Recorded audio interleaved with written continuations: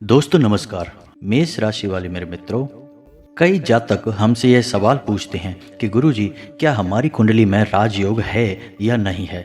तो आज के इस वीडियो में हम आपको एक ऐसी सरल विधि बताने जा रहे हैं जिसका उपयोग करके आप स्वयं ही यह पता लगा लेंगे कि आपकी कुंडली में राजयोग है या नहीं है। इसी के साथ साथ दोस्तों, आज के इस वीडियो में हम आपके जीवन काल के बारे में हर एक बात के बारे में चर्चा करने वाले हैं कि क्यों आपके जीवन में इतनी समस्याएं चल रही हैं। हम काफ़ी लंबे समय से यह देखते चले आ रहे हैं कि आपके जीवन में समस्याओं का अंत नहीं हो रहा है।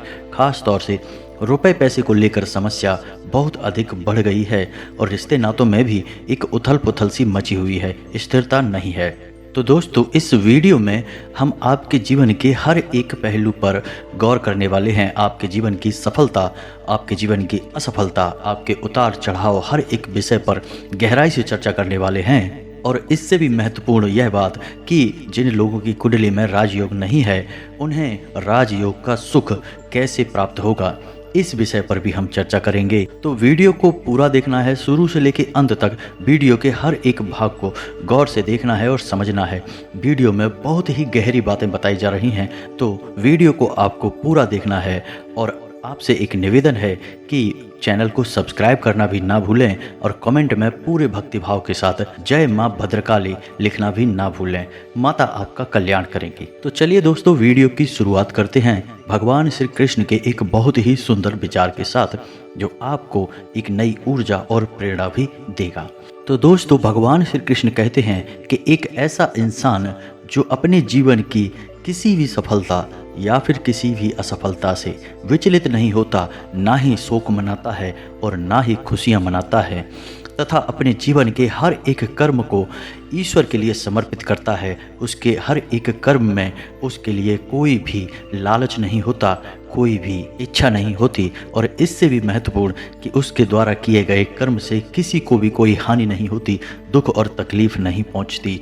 ऐसा इंसान सचमुच में एक कर्म योगी है और उसके द्वारा किया गया हर एक कर्म एक योग है, यानी ईश्वर से उसका जुड़ाव है। हर एक कर्म उसे ईश्वर के और नज़दीक ले जाता है। ऐसा इंसान ही भगवान का सच्चा भक्त कहलाने के लायक होता है और उसे ही जीते जी और मृत्यु के बाद भी स्वर्ग की प्राप्ति होती है। तो भगवान श्री कृष्ण यहाँ पर यह कहना चाह रहे हैं कि जब इंसान स्वयं अपना मालिक बनता है और सब कुछ खुद ही करना चाहता है, तो फिर वह अपने जीवन से आसक्तियां रखने लगता है और जीवन की हर एक घटना उसे बहुत प्रभावित करती है, और ऐसी स्थिति में उसका जीवन नर्क के समान हो जाता है। बेहतर यह होगा कि इंसान को यह स्वीकार कर लेना चाहिए कि यह संसार भगवान के द्वारा बनाया गया है और वह स्वयं भी भगवान के द्वारा बनाया गया है। तो उसके जीवन में जो कुछ भी घट रहा है वह स्वयं भगवान की इच्छा से हो रहा है, वह तो निमित्त मात्र है, यानी माध्यम मात्र है। तो फिर इस भाव से जब वह कोई भी कर्म करेगा तो जो भी फल प्राप्त होंगे वह ईश्वर का प्रसाद समझकर उन्हें स्वीकार कर लेगा और उसके जीवन में कोई भी कष्ट नहीं रहेगा, क्योंकि उसके जीवन में संतुष्टि का भाव उत्पन्न हो जाएगा। और जो इंसान अपने जीवन में संतुष्टि के साथ जीता है उसका जीवन ही सफल है और स्वर्ग के समान है। दोस्तों, यदि आपको भगवान श्री कृष्ण का यह सुंदर विचार अच्छा लगा है तो कमेंट में जय श्री कृष्ण राधे राधे अवश्य लिखें और वीडियो को एक प्यारा सा लाइक करना ना भूलें। तो चलिए दोस्तों, वीडियो की शुरुआत करते हैं। दोस्तों, बहुत सारे जातक हमसे यह प्रश्न पूछते रहते हैं कि हमारे जीवन में इतनी समस्याएं आखिर क्यों हैं। रुपए पैसे को लेकर समस्याएं बनी रहती हैं, रिश्ते नातों में भी उतार चढ़ाव बने रहते हैं, कभी स्थिरता नहीं आती है, उद्योग धंधे सारे ठप पड़े हैं, पैसा जहां भी लगा दो वापस आता ही नहीं है, डूब ही जाता है। किसी को यदि उधार भी पैसा दे दिया तो कभी भी वापस नहीं आता, और यदि उधार ले भी लिया तो उसे वापस देने की स्थिति कभी बनती नहीं है। जी हाँ दोस्तों, यदि आपके जीवन में भी कुछ ऐसी स्थितियां चल रही हैं तो यह वीडियो केवल आपके लिए है। यदि आपको धन दौलत की समस्या है, रुपए पैसे की दिक्कत है, रिश्ते नातों में भी यदि आपको केवल और केवल निराशा हाथ लग रही है, आपका जीवन भी उतार चढ़ाव से भरा हुआ है, तो यह वीडियो केवल और केवल आपके लिए है। तो दोस्तों, सबसे पहले हम इस विषय पर चर्चा करेंगे कि आपके जीवन में रुपया पैसा क्यों नहीं आ रहा है, रुपए पैसे को लेकर दिक्कतें क्यों बनी हुई हैं। लेकिन उससे पहले दोस्तों, हम आपको बता दें कि आपकी ग्रहों की स्थिति अच्छी बनी हुई है, आपके पक्ष में है, ग्रहों की तरफ से आपको कोई भी बाधा या परेशानी नहीं है। तो फिर आपके मन में यह सवाल उठेगा कि फिर ऐसी कौन सी समस्या है जो आप अपने जीवन में इतने दुखी हैं, परेशान हैं, आपके धंधे व्यापार चल नहीं पा रहे हैं, रुपए पैसे की इतनी दिक्कत क्यों बनी हुई है। तो दोस्तों हम आपको बता दें कि कई बार ऐसा होता है कि जो जीवन में समस्याएं चल रही हैं उनका कारण दूसरे ना होकर हम स्वयं भी हो सकते हैं, यानी हमारे स्वयं के द्वारा की जाने वाली कुछ गलतियां होती हैं जिनकी सज़ा हमें मिल रही होती है, जिनके बदले में हमें कष्ट मिल रहे होते हैं। जी हाँ दोस्तों, और आपके साथ तो अक्सर ऐसा होता है कि आपको अक्सर अपने लोगों से ही धोखा मिलता है, आपके अपने ही आपका शोषण करते हैं, आपकी परेशानियां बढ़ाते रहते हैं। और प्रेम के मामले में भी आपकी राशि के जातक अक्सर धोखा खाते हैं, अक्सर परेशान रहते हैं। या तो आप लोगों को सच्चा प्रेम कभी मिल ही नहीं पाता है, और यदि मिल भी जाता है तो उसमें इतनी रुकावटें आती हैं कि कभी कभार रिश्ता समाप्त होने की स्थिति भी बन जाती है। तो दोस्तों सबसे पहले हम आपको बताएंगे कि आपके द्वारा कौन सी ऐसी गलतियां की जा रही हैं जिनकी वजह से आपके जीवन में सारी समस्याएं चल रही हैं। कहीं ना कहीं उसके लिए आप स्वयं ही जिम्मेदार हैं। दोस्तों हमें यह स्वीकार करने में कभी झिझक नहीं होनी चाहिए कि गलती हमारी भी हो सकती है। तो दोस्तों ध्यान से सुनिए कि सबसे पहली गलती आपकी क्या है। हम आपको बता दें कि आपकी सबसे पहली गलती जो आपकी सफलता की सबसे बड़ी बाधक है वह है कि आप अपने आसपास नकारात्मक वातावरण हमेशा बनाकर रखते हैं। जी हाँ दोस्तों, आप माने या ना माने लेकिन यह बात 100% सत्य है। लेकिन कैसे, यह हम आपको बताते हैं। तो दोस्तों आपकी सबसे बड़ी गलती यह है कि आप बात बात पर क्रोध करते हैं। जी हाँ दोस्तों, और यदि आप क्रोध कर नहीं पाते हैं तो गुस्सा आपके मन में भरा रहता है। फिर वह गुस्सा किसी ऐसे इंसान पर निकलता है, खास तौर से आपके अपनों पर, आपके परिवारजनों पर निकल जाता है, जिससे कि आपके परिवार का माहौल भी दूषित हो जाता है और आपका स्वयं का मन भी जब उस गुस्से को संचित करके रखता है, अपने मन में आप उस गुस्से को रखते हैं तो आपका मन भी दूषित होता है। इससे आपके आसपास एक नकारात्मक वातावरण तैयार होता है और आपके परिवार का माहौल भी नकारात्मक हो जाता है। अब दोस्तों आपको यह याद रखना होगा कि यदि आप नकारात्मक वातावरण अपने आसपास रखेंगे तो नकारात्मक वातावरण नकारात्मक ऊर्जाओं को ही अपनी ओर आकर्षित करेगा और आपको लगातार कष्ट देता ही रहेगा। जी हाँ दोस्तों, बात कड़वी है लेकिन सत्य है। आपके अंदर थोड़े बहुत अहंकार के अंश भी पाए जाते हैं। दिखावेबाजी और अहंकार भी आपके अंदर कहीं ना कहीं अवश्य ही पाया जाता है, जो कि दूसरी सबसे बड़ी वजह बनती है आपके आसपास के वातावरण को बिगाड़ने के लिए, नकारात्मकता को आपकी ओर आकर्षित करने के लिए। जी हाँ दोस्तों, हम जानते हैं कि आप दिन भर अपने कामकाज में व्यस्त रहते हैं, अपनी दुकान पर, अपने व्यापार पर आप दिन भर लगे रहते हैं, कठोर परिश्रम करते हैं और आपको सफलताएं भी प्राप्त नहीं हो पा रही हैं, जिनकी वजह से आप मन ही मन कुछ न कुछ दुखी रहते हैं, थोड़ा बहुत क्रोधित भी रहते हैं और वही गुस्सा आपका इकट्ठा होता रहता है।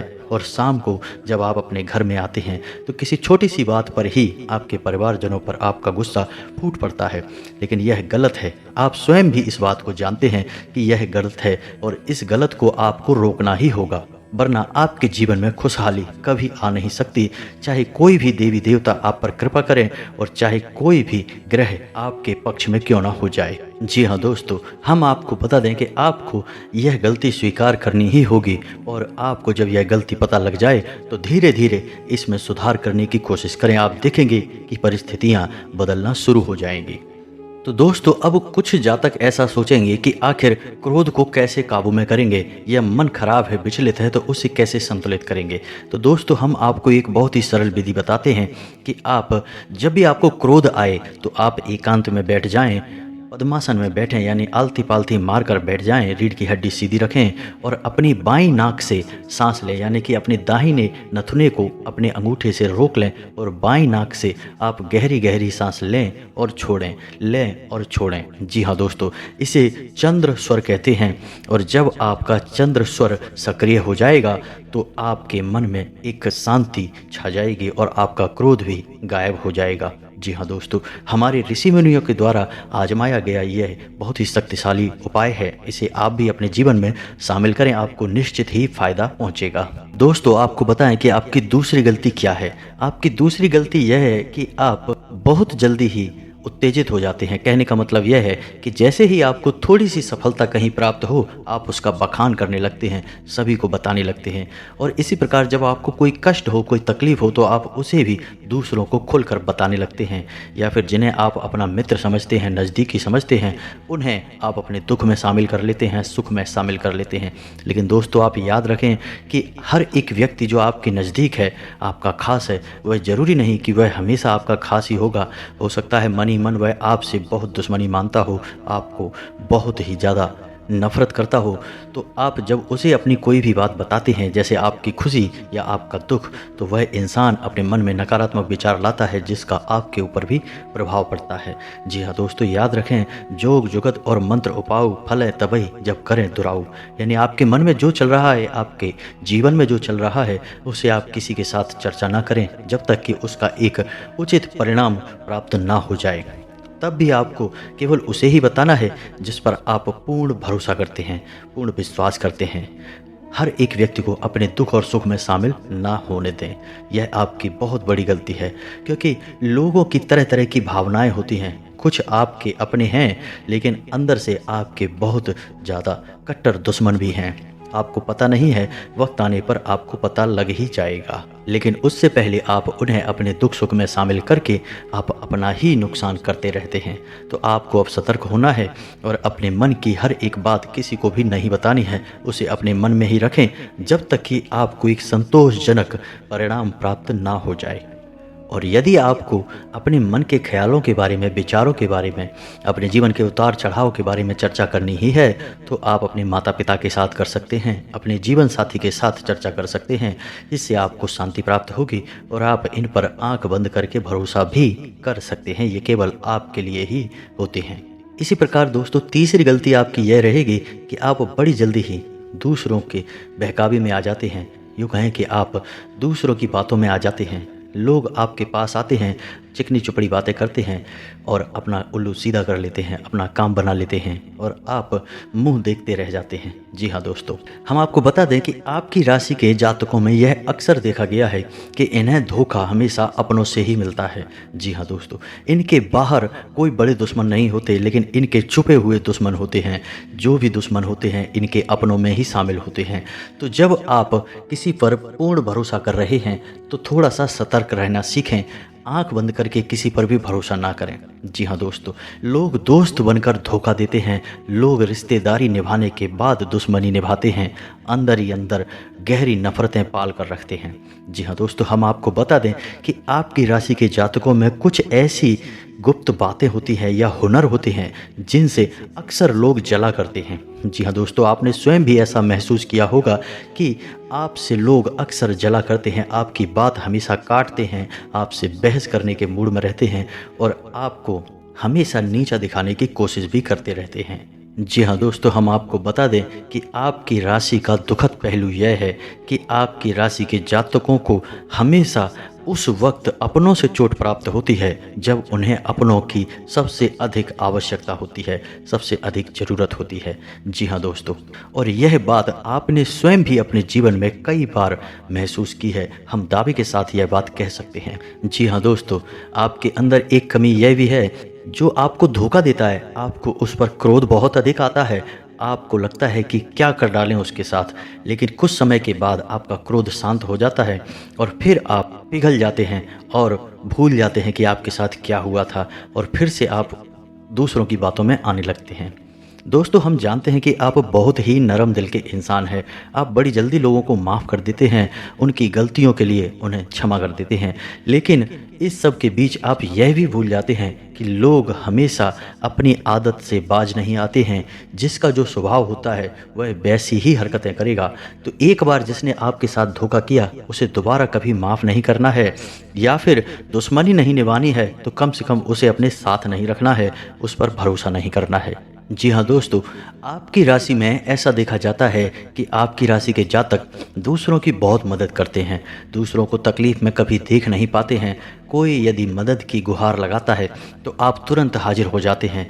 चाहे किसी भी वक्त किसी ने कुछ भी मांग की हो, आपने अपनी क्षमता अनुसार उसकी मदद अवश्य की है। आपने लोगों को रुपए पैसे से भी मदद की है और तन से भी मदद की है, यानी कि शारीरिक बल से भी लोगों की मदद की है।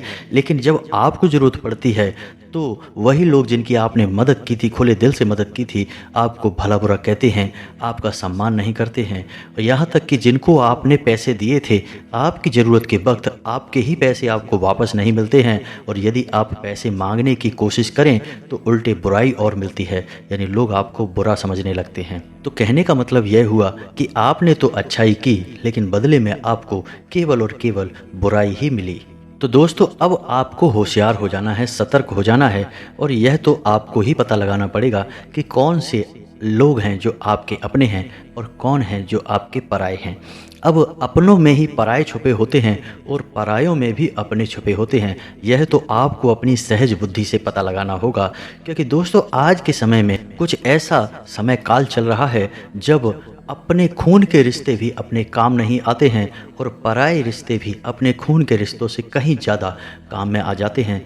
तो आज के समय में अपना वह है जो बुरे वक्त में हमारे साथ खड़ा होता है, और पराया वही है जो हमारे बुरे वक्त में हमें छोड़कर भाग जाता है। ये सब बातें तो आपको स्वयं ही पता लगानी होंगी, और एक बार जब आप सही आकलन कर लें तो फिर उस इंसान से तुरंत दूरी बना लें, उसके पास अपना समय बिल्कुल भी खराब ना करें। जी हाँ दोस्तों, अब आपको यह समझना होगा कि जो आपके भरोसे के लायक नहीं हैं, आपको उन पर बिल्कुल भी भरोसा नहीं करना है और उनकी मदद के लिए बिल्कुल भी खड़े नहीं होना है, क्योंकि भगवान श्री राम ने भी रामायण में यही दिखाया है कि जो जैसा होता है उसके साथ वैसा ही बर्ताव करना पड़ता है। तो आपको भी अब अपने जीवन में कुछ ऐसा ही आचरण करना है जिससे आप बहुत बड़ी समस्याओं से बच जाएंगे और बहुत सारी उलझनें आपके दिमाग से दूर हो जाएंगी, आपका मन शांत रहने लगेगा। जी हाँ दोस्तों, और एक और छोटी सी समस्या है आपके स्वभाव में कि आप लोगों में धैर्य की थोड़ी सी कमी रहती है। जी हाँ दोस्तों, कहने का मतलब यह है कि आपने अपने जीवन में कोई कार्य शुरू किया और आपको अपने मन के मुताबिक उसमें यदि परिणाम प्राप्त नहीं होते हैं तो आप थोड़ा बहुत इंतज़ार करते हैं, उसके बाद उस काम को छोड़ देते हैं।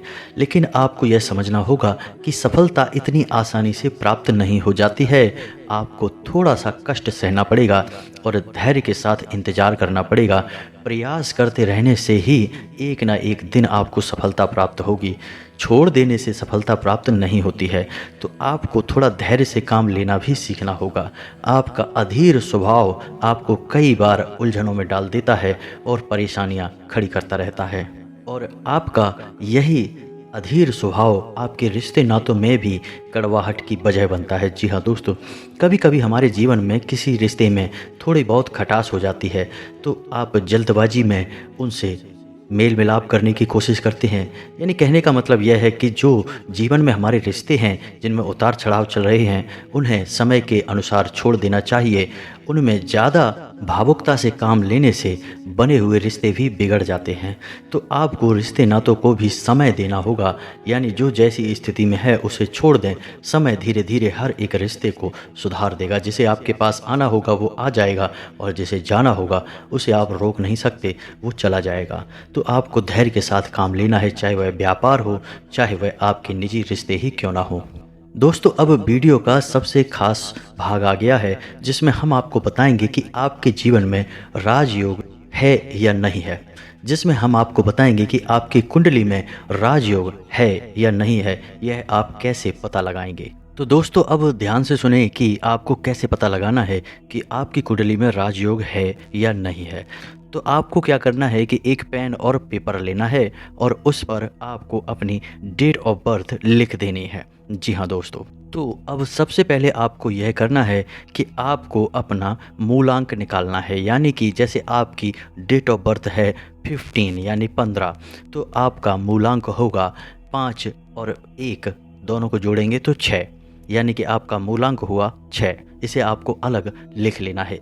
अब आपको अपना भाग्यांक निकालना है। तो अब भाग्यांक कैसे निकलेगा?